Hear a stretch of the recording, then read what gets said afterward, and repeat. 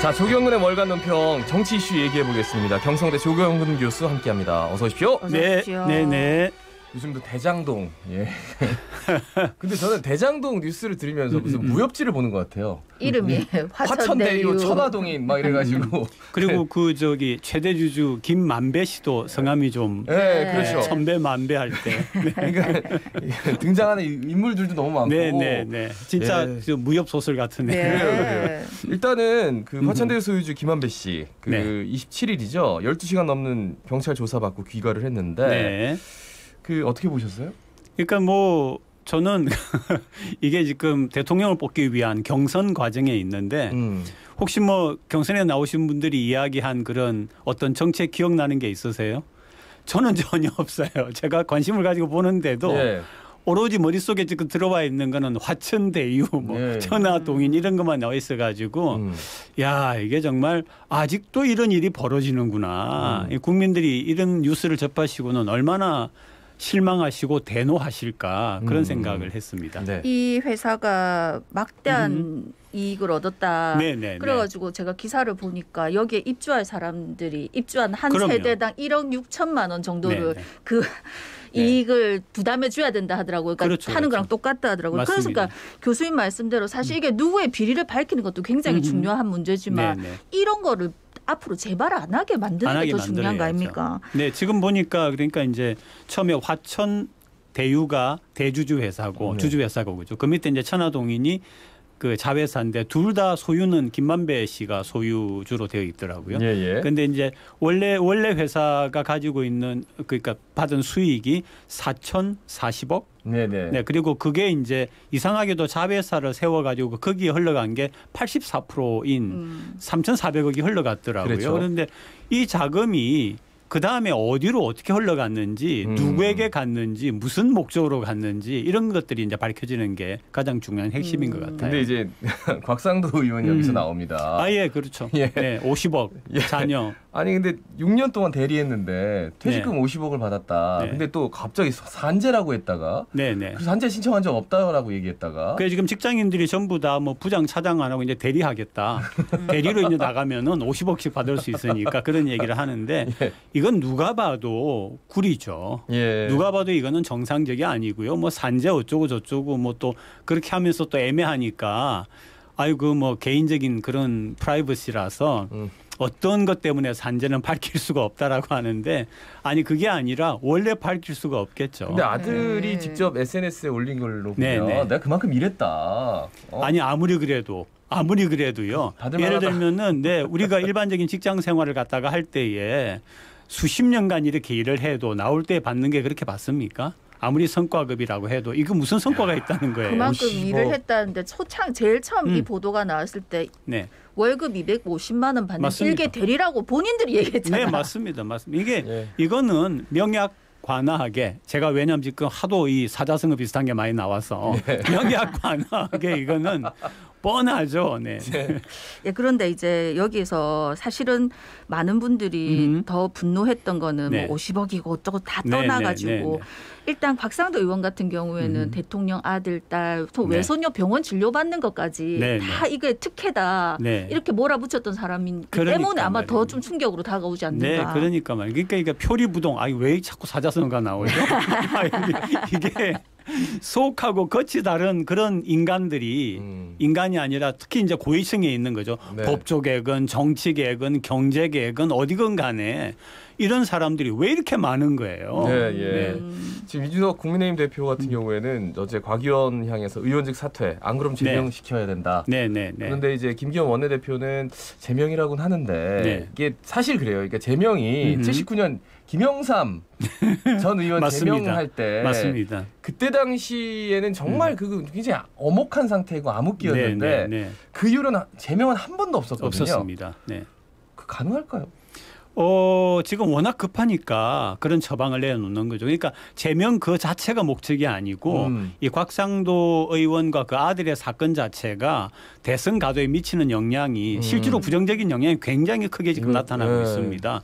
그렇기 때문에 얼마 전에 뭐 어느 뉴스를 보니까 뭐 10% 정도의 차이가 날 만큼 이렇게 뒤집어졌더라고요. 그렇기 때문에 지금 급한 거죠. 그런 얘기를 했는데 실제 제명 여부는 글쎄 뭐 만약에 본회의가 열린다라고 하면은 제명에 찬성하지 않으면 그것도 이상한 거 아니에요? 네. 네. 그래서 국민의힘에서는 특검으로 모든 걸 밝혀내자고 지금 주장을 하고 있는데 대선을 앞두고 특검이 이게 또 쉬운 일인지. 근데 아마 이게 우리 국민들도 주시하고 있는 게요.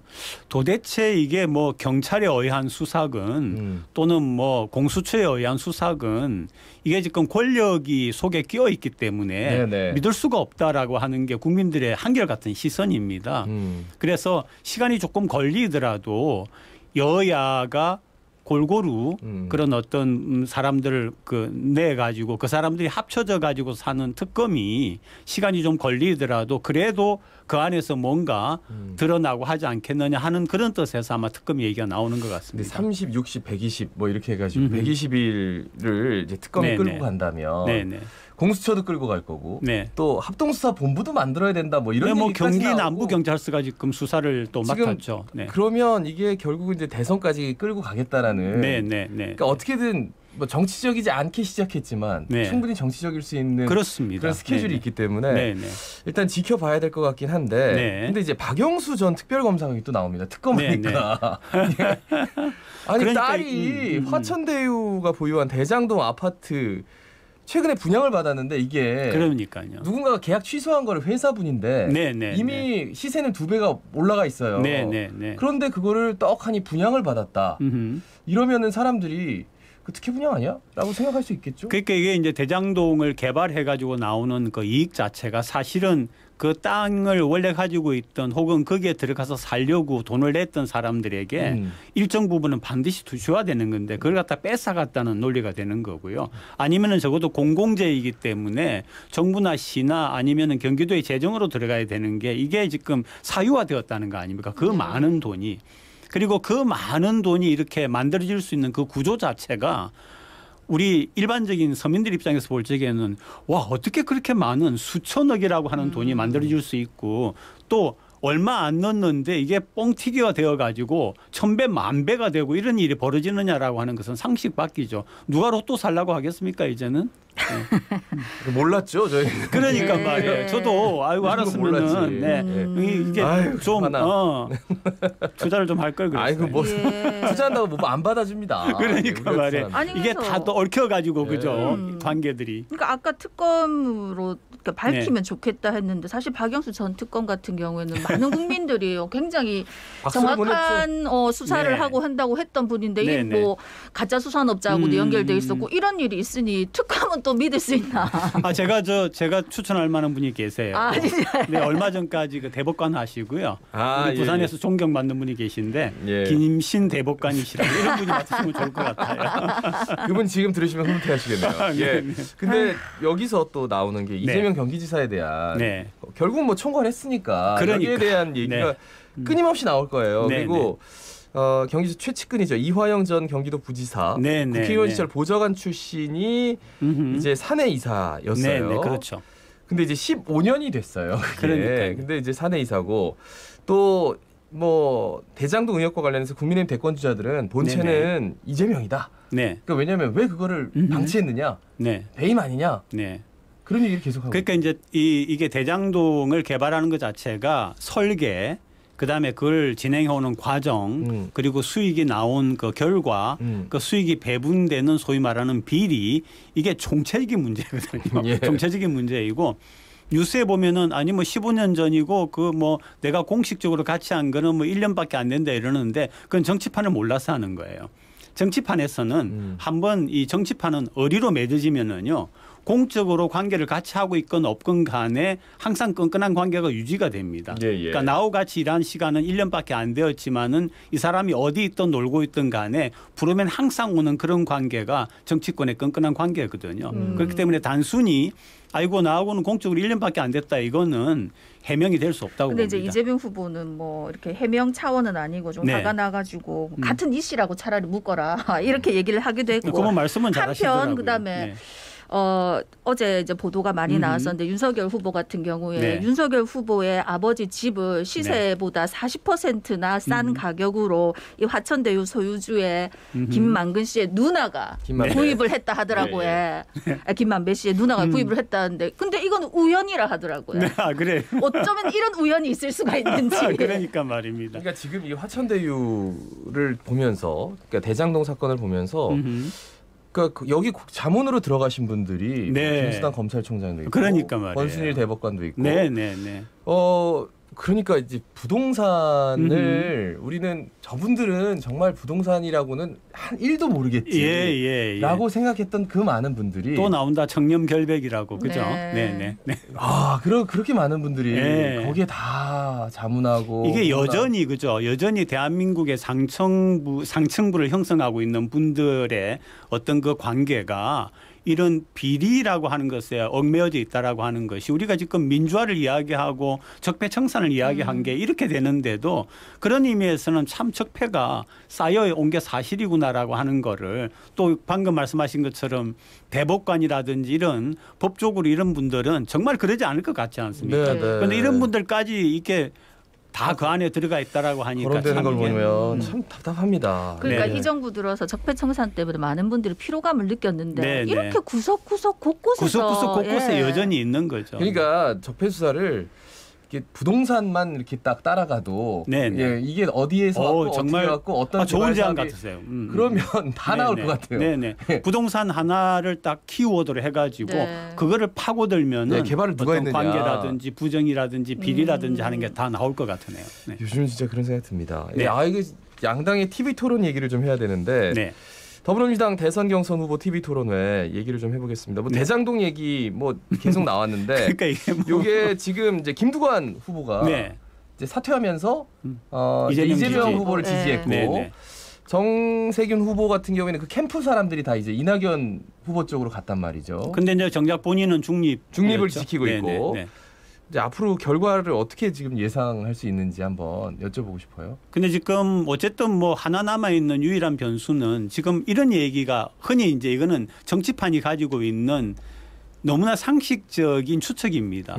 예를 들면은 더 결정적인 거를 있을 거다. 이거는 본선에서 쓰기 위해서 지금 이 경선 단계에서는 밝히지 않는다라고 하는데 그래서 결국은 우리 대한민국의 이 대선 자체가 가지고 있는 참 이 안타까운 점이 정말 어떤 정책을 가지고 경쟁을 하는 게 아니라 실패 아니면 나쁜 숨어 있는 이게 드러나지 않는 게 승리로 가는 길이다라고 하는 거죠. 근데 만약에 그런 문제가 크게 없다라고 하면은 저는 여권의 이 주자는 이미 정해진 게 아닌가 현재로서 그렇게 보고 있습니다. 국민의힘 대선 경선 후보 TV 토론회 같은 경우에는 서로 공약을 얘기하기도 하지만 중요한 건 아는지 모르는지 물어보는 게 너무 많아서. 저는 너무 저거 한 게 예를 들면 이제 대답을 못한 분도 참 문제가 있죠, 그죠? 근데 대답을 못한 게 문제가 아니라 정치는 그렇게 하는 거거든요. 상대가 물어보면 지금 정확히지 않으냐. 그런 거가 아니라 어떻게 우리가 지금 대한민국을 먹고 살릴 거냐 이렇게 화제를 돌리는 게 정치적인 기술인데 그런 기술이 없다라고 하는 것 자체가 하는 그런 생각을 갖게 해주고요. 그다음에 또 한 분 그렇게 질문한 분 같은 경우에도 이분 같은 경우에도 따지고 들어가는 게 딱 검사 스타일이더라고요. 그래서 이분들이 과연 정치를 하려고 하는 건지 장학 퀴즈를 하려고 하는 건지를 모르겠어요. 그러니까 누군가가 받는 사람이 멈추든 질문하는 사람들이 멈추든 하면은 그러니까 점점 이렇게 되면 될수록 각자 지지자들이 우리가 이겨 으쌰으쌰 이거밖에 안 되고 뭔가 이렇게 주변한 느낌이 안 들어서 굉장히 잘못된 거고요. 제가 이제 그 정치군사도 전공을 하는 사람인데 작게 501호라고 하는 게 작게가 여러 가지 숫자가 있습니다. 그걸 굳이 막 외우고 있지를 않거든요. 어디서 그거를 들고 와가지고 물어보는데 누가 또 그러더라고요. 본인도 잘 모르는 것 같다라고 누가 또 이야기를 하더라고요. 그런데 그렇게 하는 게 아니라고 하는 걸 말씀드리는 겁니다. 왜 그러냐면 대통령에 있는 사람은 사람을 잘 써가지고 국정을 잘 운영하는 것이 주된 역할이거든요. 국민의힘 지지자가 아닌 일반 국민들도 많이 보고 있다는 거를 좀 알아야 될 것 같더라고요. 정말 실망이죠. 하여튼 굉장히 좀 할 얘기가 많아서 이제 네. 조경근 교수님을 다른 건 모르겠고 자주 뵐 것 같다. 아 그렇습니까? 예. 차재근 교수님하고 조경근 교수님 합쳐가지고 한번 두 번 모여가지고 조차가 파헤친다. 이제 좀 해야 될 때가 되지 않았나 생각이 들어요. 말씀 잘 들었습니다. 네, 고맙습니다. 지금까지 경성대 조경근 교수였습니다. 디지털 뉴딜